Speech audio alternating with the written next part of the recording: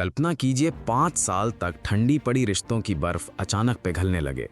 एक secret letter और भारत चीन रिश्ते फिर से जिंदा हो जाएं।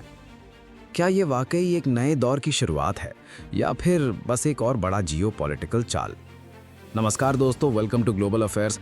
आज हम बात करेंगे उस सीक्रेट लेटर की जो चीन के राष्ट्रपति शी जिनपिंग ने भारत को भेजा और जिसने शायद पूरी एशियाई राजनीति की दिशा बदल दी है।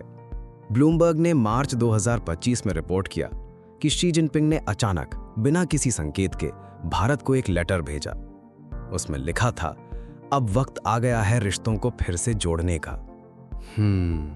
सोचिए, 5 साल की दूरी के बाद ये दोस्ती का हाथ बढ़ाना कितना बड़ा कदम था। लेकिन सवाल यह है कि क्या भारत इसके लिए तैयार है? क्योंकि डोनाल्ड ट्रंप, हाँ वही ट्रंप, बहुत जल्द एक बड़ी चुनौती खड़ी करने वाले हैं। और सब जानते हैं ट्रंप कितने अनप्रेडिक्टेबल हैं। इस बीच पीएम मोदी की ईस्ट एशिया यात्रा शुरू हो चुकी है। पहले जापान, बुलेट ट्रेन पर चर्चाएं, फिर चीन, जहां शी जिनपिंग खुद करेंगे ग्रैंड वेलकम।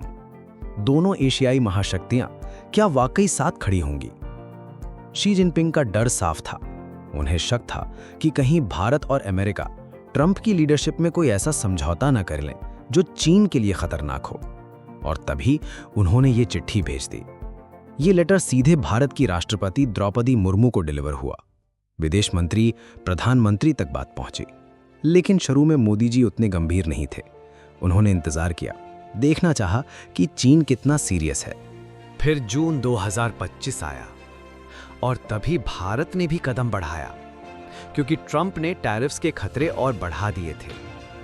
अब हालात ऐसे थे कि भारत और चीन दोनों समझ गए, अगर साथ खड़े नहीं हुए तो अकेले ट्रंप का दबाव झेलना मुश्किल होगा। और तभी रिश्तों में आया एक टर्निंग पॉइंट। डायरेक्ट फ्लाइट्स फिर से शुरू हुई। पीएम मोदी ने स्कॉक समिट के लिए चीन जाने का ऐलान किया।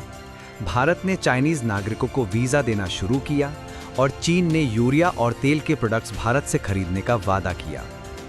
दोनों देश धीरे धीरे 2020 की कड़वी यादों को पीछे छोड़कर एक ब्राइट फ्यूचर की तरफ देख रहे हैं। लेकिन दोस्तों, खेल यही खत्म नहीं होता। ट्रंप का दबाव अब भी बना हुआ है। 200 चाइनीज एयरप्लेन आज जमीन पर खड़े हैं क्योंकि अमेरिका ने बोइंग के स्पेयर पार्ट सप्लाई रोक दिए हैं। सोचिए, अगर कल को भारत के साथ भी ऐसा हो जाए, हमारे विमान उड़ ही ना सकें। यही वजह है कि चीन अब भारत के साथ खड़ा होना चाहता है। ग्लोबल स्टेज पर दोनों मिलकर ट्विन इंजन्स ऑफ एशिया कहे जा रहे हैं। ग्लोबल साउथ, ब्रिक्स, G20, हर मंच पर यह संदेश दिया जा रहा है, भारत और चीन मिलकर एक फेयर और डेमोक्रेटिक वर्ल्ड ऑर्डर बनाएंगे।